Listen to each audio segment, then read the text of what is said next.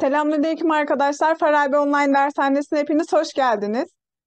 Evet arkadaşlar, bu videomuzda sizlerle 4. ünitemize giriş yapıyoruz. 4. ünitemizin konuları haberler, röportaj gibi metinleri anlama, konuşma, tartışmalara katılma, dil bilgisi konumuzda ise sıfat fiiller. 4. ünitemizin A bölümü ise bana her şey yakışır, moda nedir? Burada sıfat fiilimiz olan an ekiyle birlikte dil bilgisi konumuzu işliyoruz arkadaşlar. Oturan kadın, moda olan elbise, uyuyan çocuk şeklinde sıfat fiillerimiz verilmiş. 5. katta oturan yaşlı kadını tanıyor musun? Bu 10 yıl önce moda olan bir elbise. Trende uyuyan çocuk çok yorgun görünüyordu şeklinde sıfat fiillere birkaç örnek verilmiş.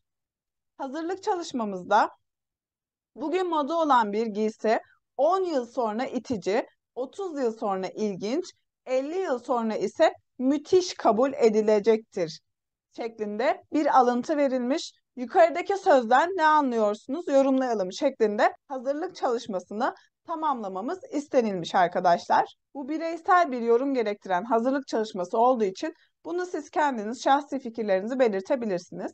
Şimdi 4. ünitemizin A bölümünün okuma metnine geçiyoruz.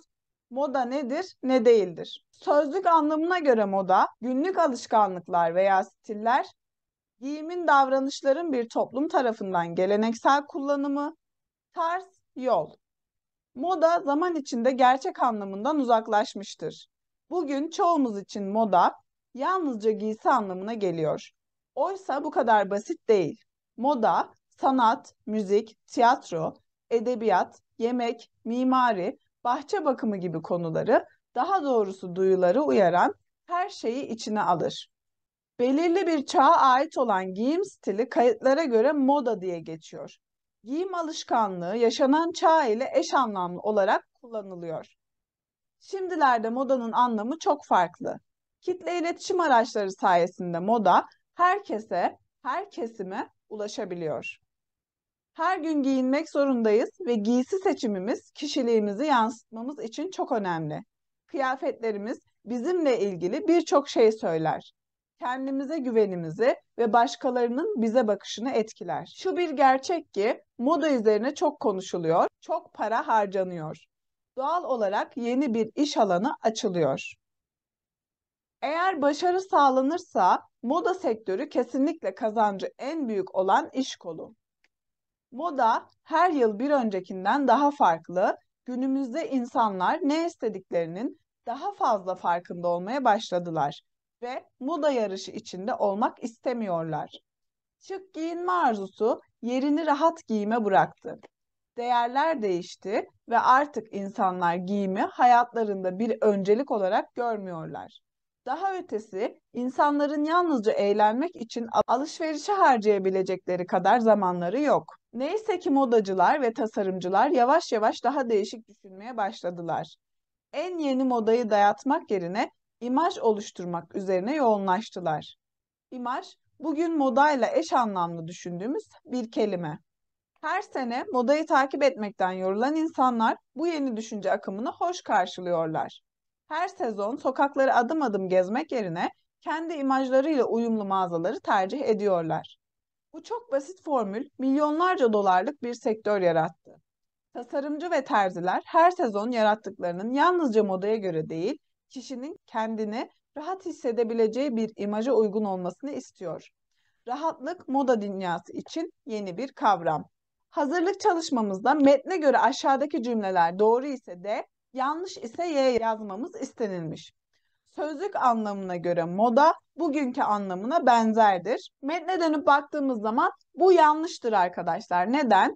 Moda günümüzdeki anlamı ile uyuşmamaktadır diyor. Kıyafetlerimiz bizim duygularımızı yansıtır, bizim karakterimizi yansıtıyor. Duygularımız, düşüncelerimiz hakkında karşı tarafta bir fikir oluşturuyordu.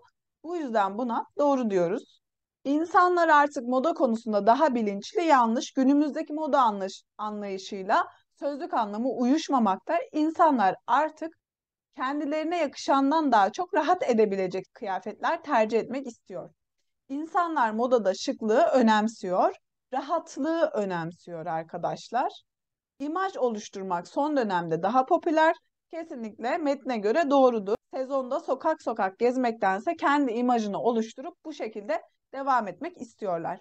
Metinde hangi konulardan bahsedilmektedir? İşaretleyelim şeklinde hazırlık çalışması verilmiş. Moda anlamından bahsedilmektedir. Modanın tarihinden bahsedilmemektedir. İnsanların alışveriş merakından bahsedilmemektedir. İnsanların kıyafet seçiminden bahsedilmektedir. İnsanların giyim tarzlarından bahsedilmemektedir arkadaşlar. Ya siz kısmında sizin için moda nedir sorusu sorulmuş arkadaşlar. Sizin için moda şıklık mıdır, rahatlık mıdır? Ya ki yukarıdaki metinde verilen sözlük anlamları mıdır şeklinde sizin şahsınıza ait bir soru yöneltmişler arkadaşlar. Bunu kendiniz değerlendirebilirsiniz.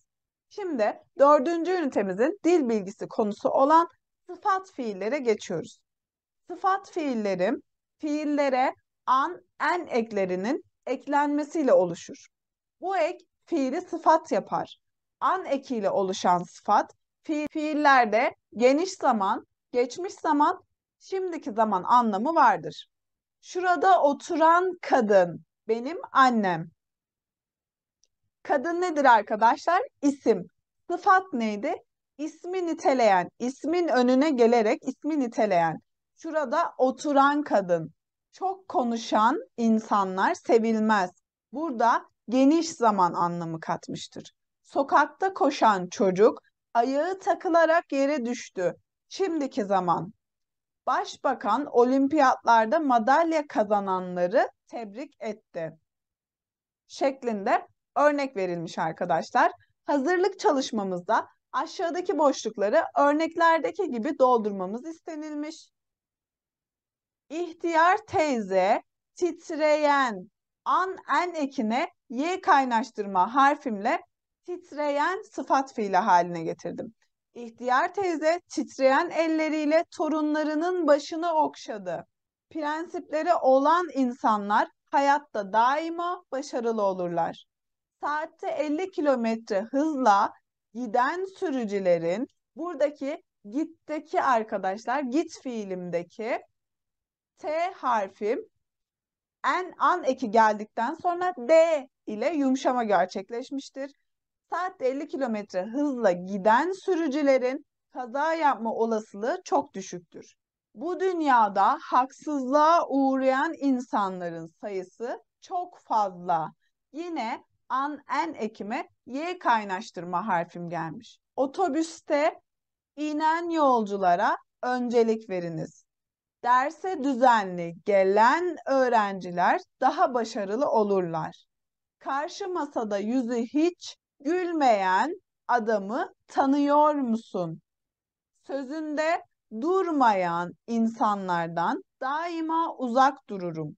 Buradaki olumsuzluk ekiyle yapılmış sıfat fiil örneklerim. Patron zamanında işe gelmeyen çalışanlarına çok kızdı. Dün Taksim'de Ankara'da yaşayan arkadaşımla karşılaştım şeklinde sıfat fiile dönüştürdük arkadaşlar. Aşağıdaki cümleleri örneklerdeki gibi tamamlayalım. Hazırlık çalışmamız verilmiş. Yerlere çöp atan insanlardan nefret ederim şeklinde bir cümle verilmiş ve devamındaki cümlelerin fiilleri verilmiş. Bize başlangıçlarını doldurmamız isteniliyor arkadaşlar. Nokta nokta insanları severim. Yaşlılara yer veren insanları severim. Nokta nokta insanlara kızarım. Sorumluluklarını yapmayan insanlara kızarım. Nokta nokta insanlara her zaman yardım ederim. Yorulan insanlara her zaman yardım ederim. Nokta nokta insanlara güvenirim. Doğru söyleyen insanlara güvenirim şeklinde tamamlayabiliriz arkadaşlar. Dördüncü ünitemizin A bölümünün dinleme metni var. Yazma çalışmamızda en çok hangi kıyafetleri tercih ediyorsunuz? Modayı takip ediyor musunuz? Sizce bu ne kadar önemli? Yazalım şeklinde yazma çalışmamız verilmiş arkadaşlar. Bunu kendi fikirlerinizi belirterek yazabilirsiniz. Ve dördüncü ünitemizin A konusu burada sona eriyor arkadaşlar. Bir sonraki videomuzda dördüncü ünitemizin B ve C kısımlarıyla sizlerle birlikte olacağız. Hepiniz kendinize iyi bakın. Allah'a emanet olun. Görüşmek üzere.